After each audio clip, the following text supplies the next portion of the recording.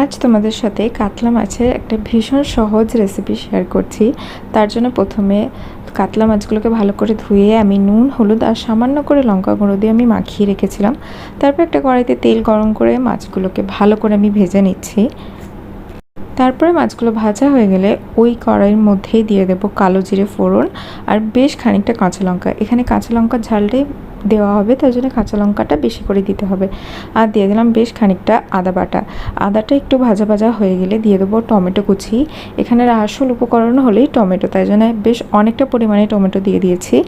আর টমেটোটার মধ্যে নুন দিয়ে দেবো যাতে তাড়াতাড়ি টমেটোটা গলে যায়। তারপর এরপরে দিয়ে দেবো হলুদ গুঁড়ো আর সামান্য করে লঙ্কা গুঁড়ো যাতে কালারটা আসে, আর সামান্য করে চিনি যাতে স্বাদটা ব্যালেন্স হয়ে যায়।